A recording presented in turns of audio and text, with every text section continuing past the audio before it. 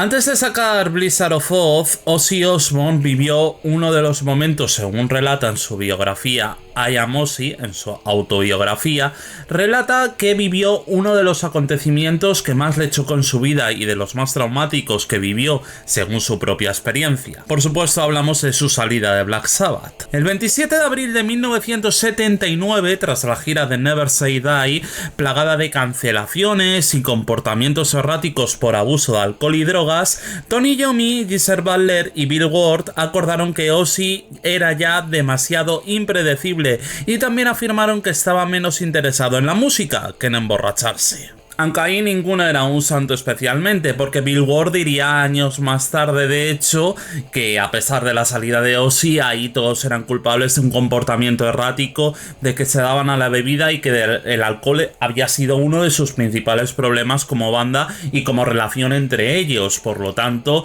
eso había dañado mucho la relación que tenían entre sí y evidentemente a Ozzy le había hecho más daño que a ninguno. De hecho, el propio Bill Ward decía que eran unos jodidos tóxicos, así con esas palabras. Claro, Ozzy se encuentra con un problemón, porque realmente estamos hablando de que eres la voz de Black Sabbath, eres un icono, eres un ídolo, eres la voz que pone, pues eso, el tono de voz a muchas canciones míticas a lo largo de la historia, como Paranoid, o como Iron Man, o como la propia Black Sabbath, y por supuesto de la noche a la mañana te ves que estás fuera. Encima Ozzy se intenta esconder o ocultar, por así decirlo, en su esposa y se separa de ella, o sea que es que todo fue un auténtico drama para Ozzy después de la salida de Black Sabbath. Y se dirá con más o menos acierto, pero es verdad que en cierto modo, si no fuese por Sharon, Ozzy Osbourne a lo mejor no hubiese llegado hasta el día de hoy, de momento, porque esto nunca se sabe, pero de momento sigue vivo a día de la grabación de esto, y por tanto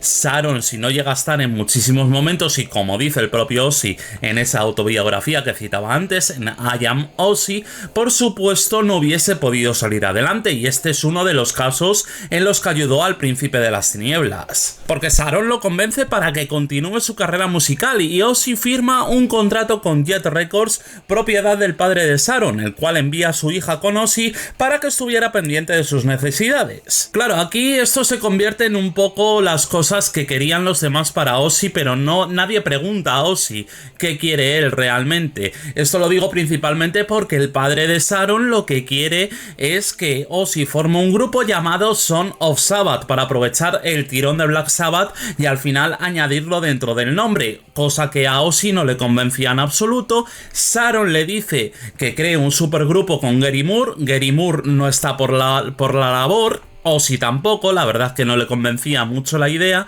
y Ozzy tenía una cosa muy clara cuando ya le convencieron por fin de que tenía que seguir adelante en el mundo de la música. Él quería hacer un grupo basado en una idea antigua cuando aún continuaba en Black Sabbath. Y es que cuando Ozzy se va por primera vez de Black Sabbath hay una cosa que se le pasa por la cabeza y que es una cosa llamada Blizzard of Oz. Empieza a sucederse por ahí por su cabeza y demás, pero no llega a nada porque vuelve a Black Sabbath, pero esta vez parecía algo más definitivo. Cuando están formando esa supuesta super banda y tras el rechazo de Gary Moore, como os comentaba, el bajista Dana Strum, muy amigo de Ozzy, le recomienda a un joven guitarrista. Y yo creo que ahí ni de coña nadie se esperaba lo importante que iba a ser ese joven guitarrista californiano que pronto iba a conocer Ozzy. Y Ozzy lo ha recalcado millones de veces. Ha dicho que mientras hacía las audiciones para ver quién era el guitarrista de la banda, él se ponía hasta el culo. O sea, lo que le apetecía era beber, simplemente pasar del tema y hacer las cosas lo más rápido posible para olvidarse de cualquier tipo de problema. Y esto tiene relación también con ese joven californiano del que vamos a hablar.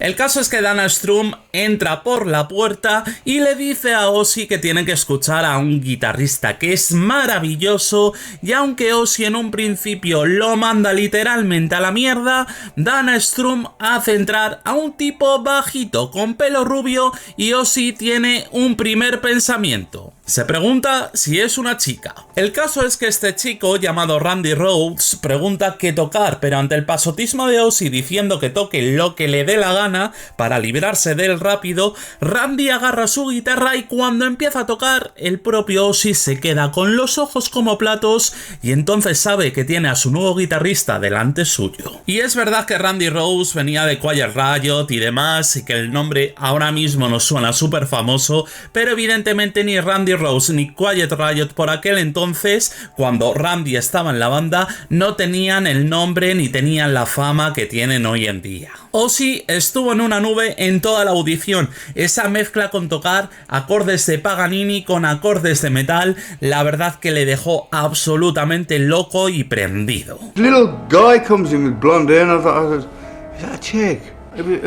He spoke, oh, wow. Suddenly my ears pinned back. He says, well, what do you want me to play? I says, play anything. So he starts playing and I'm like, oh, this is fucking one of the best things I've ever heard in my life. Well, these drugs are really good. Y como digo, pues fue aceptado. El resto de la formación contaba con Bob Daisley al bajo, que acababa de grabar Long Life Rock and Roll con Rainbow, y tras un juego de baterías enorme decidieron llamar a Licker Lask, que fue quien se quedó con las baquetas. Y eso que Dixie Lee había grabado baterías en una demo y demás, pero la verdad que a la banda no le convencía demasiado porque no tenía suficiente pegada y no tenía suficiente ritmo para lo que quería la banda en ese momento, así que lo de Dixie Lee quedó como una anécdota. Y aunque luego le pudimos disfrutar de la banda, Ozzy lo que quería en un primer momento era tener a Tommy Aldridge, el legendario baterista por supuesto de Whitesnake, en sus filas. Lo pudo tener en el Bark at the Moon, eso sí que es una realidad,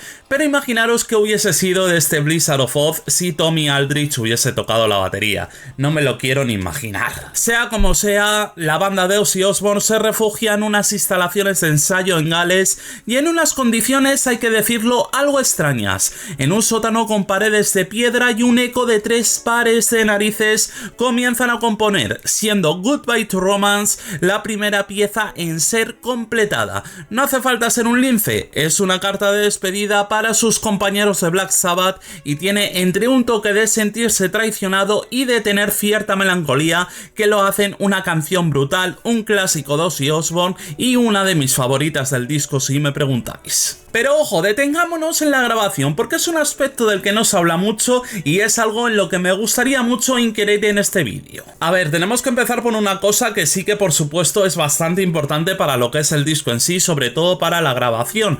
Quien tomó las riendas de la ingeniería sonora del disco fue Max Norman, y aunque originalmente fue Chris Angrides quien se iba a encargar, pero bueno, la cosa no es que terminase muy bien entre él y Ozzy y separaron caminos. Y ni el Tato conocía a Max. La verdad que nadie le conocía, esto es una realidad. Pero después de este disco empezaron a llamarle constantemente bandas como Sabotage, bandas como Lowness, e incluso para la banda sonora de la película de Super Mario Bros. Sí, esa gran infame película. Desde el primer día en Rich Farm, Max aprovechó la acústica natural de las salas de piedra para capturar un poco de eco, y eso se aprovechó especialmente mucho en la batería y también en las guitarras, pero sobre todo en la batería y en esa pegada alucinante que tiene temas como por ejemplo Suicide Solution.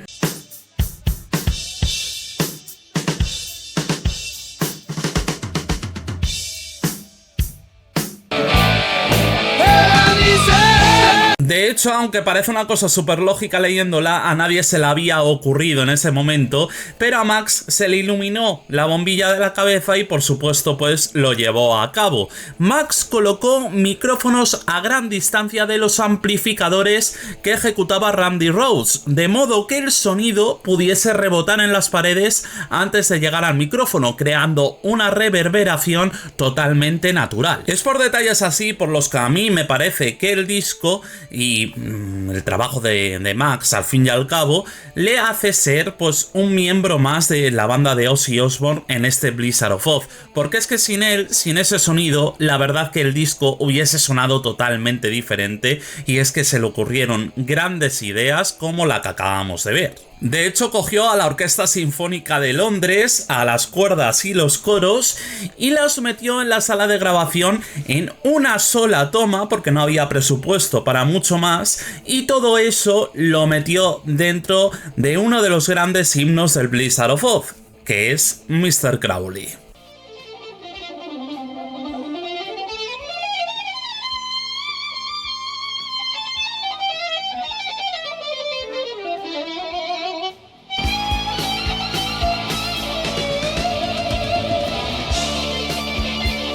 La obsesión de Max para que el disco saliese perfecto, era su obra primigenia, al fin y al cabo tenía mucho que demostrar también, era enorme, y de hecho el propio Max dice que le comentaba a Rhodes la titánica tarea de grabar cada solo del disco de principio a fin, en live take, y grabando la interpretación completa para luego elegir las mejores tomas y ensamblar como un artesano el solo perfecto, como si de un puzzle se tratase, vaya. A mí es que me deja alucinado que el tío, para hacer su primer trabajo, hiciese todas estas cosas. Porque claro, si esto eran pequeños detalles dentro de lo que son las instrumentaciones de cada miembro de la banda de Ozzy Osbourne, con el propio Ozzy, con el jefe, al fin y al cabo hizo una cosa que fue absolutamente maravillosa. O sea, confería al artista una ecualización que reforzaba los hercios con el fin de darle un corte más agresivo a su voz, a la vez que reforzaba los graves para que el timbre denostase calidez, y con esto conseguía que Ozzy sonase de esa manera espectral que al fin y al cabo luego pues le caracterizó tanto, porque esto en Black Sabbath se notaba, pero no se notaba tantísimo como se nota por ejemplo en el Blizzard of Ozz, al menos esto bajo mi perspectiva, claro. O sea, es una sonoridad cinematográfica al fin y al cabo la que le añade a la voz, y es algo que me gusta muchísimo del disco. Es que tú escuchas temas como Goodbye to Romance, sin ir más lejos, o I Don't Know, por poner otro ejemplo, donde escuchas la voz y dices, es que esto es una maravilla, cómo está ecualizado todo, cómo está grabado, y la voz de Ozzy es casi atmosférica, o sea, perdería totalmente el sentido si no tuviese esa voz tan característica que, ojo, no a todos le gusta, pero a mí me resulta absolutamente genial, y de hecho en este disco está una de mis voces favoritas de Ozzy Osbourne, sin lugar a dudas. Mr. Crowley, what went on in your head? Mental wounds not healing, like a bitter chain. I'm going off the rails on a crazy train. Como dato que se me pasaba a comentar y es bastante importante de decir, Don Airey, actualmente el teclista de Deep Purple, participó en las sesiones componiendo algunas partes de Revelation, Mother Earth y la introducción de Mr. Crowley. No le dieron crédito, pero el teclista lo hizo por su amistad con Ozzy y sabía perfectamente que la banda no disponía de mucho dinero, entonces él mismo cogió y se ofreció. Eso es amistad y lo demás tontería. Tras la grabación del Blizzard of Ozz, Ozzy Osbourne, Randy Rhoads, Bob Daisley y Licker Lake desembarcaron en septiembre de 1980 en el circuito de clubes y auditorios de Reino Unido para presentar en directo aquel material, siendo Blackpool el primer golpe sobre la mesa para esta gira. Y claro, replicar un disco que salió en Europa en 1980 y en Estados Unidos en 1981 en directo no era tarea sencilla, por todo lo que acabamos de comentar acerca de la grabación y acerca de ciertas cosas que por supuesto recrearlas en directo iba a ser bastante complicado. Y una de las cosas que dice mucho las crónicas de aquella época es que la gente con Randy Rhoads se quedó loca.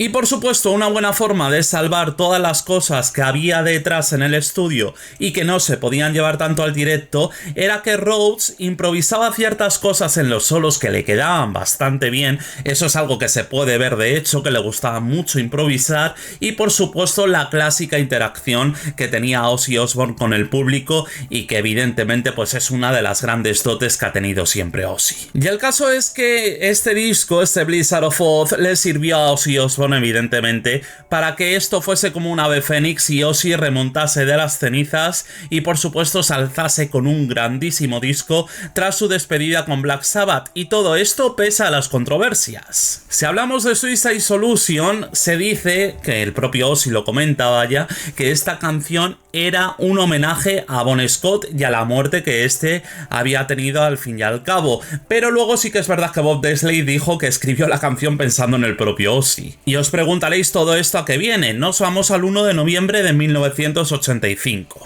John Daniel McCollum, un joven de 19 años de Riverside, California, acabó consigo y los padres de este chico relataron que todo se debía a la canción Suicide Solution por la frase "Get the gun and shot".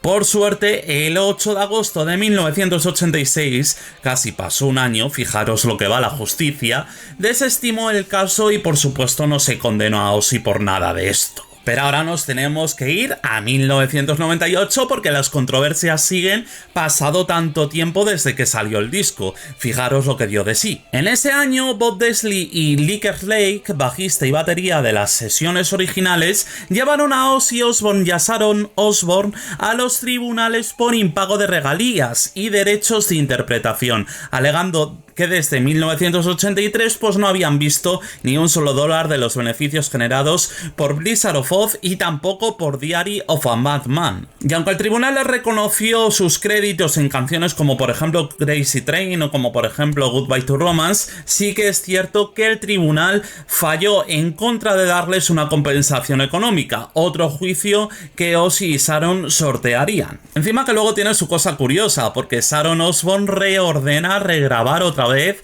lo que son las baterías y el bajo de ambos discos, dejando a Robert Trujillo y a Mike Bordin que hiciesen ese intento de armonizar el sonido, cosa que a los fans les sonó bastante a chino y criticaron muchísimo este hecho. Luego es verdad que hubo una regrabación donde Daisley y Kerslake sí que estaban como batería y bajista respectivamente en esa regrabación en sí, olvidándonos de todo este asunto. El caso que ni todo lo que tenía Ozzy detrás con sus problemas personales, ni todo lo que había dejado Black Sabbath, ni las controversias, ni el riesgo, absolutamente nada, evitaron que Ozzy Osbourne al fin y al cabo en este disco saliese adelante, quisiese ir con todo y que por supuesto sacase un disco que a día de hoy no tiene discusión de que es buenísimo. Por lo tanto, este disco al fin y al cabo sí que fue el ave fénix realmente de Ozzy Osbourne, y esta es la historia que os quería traer hoy. Si os ha gustado, suscribiros, dadle like y por supuesto suscribiros para más música. Esto es así que nos vemos en la siguiente. ¡Adiós!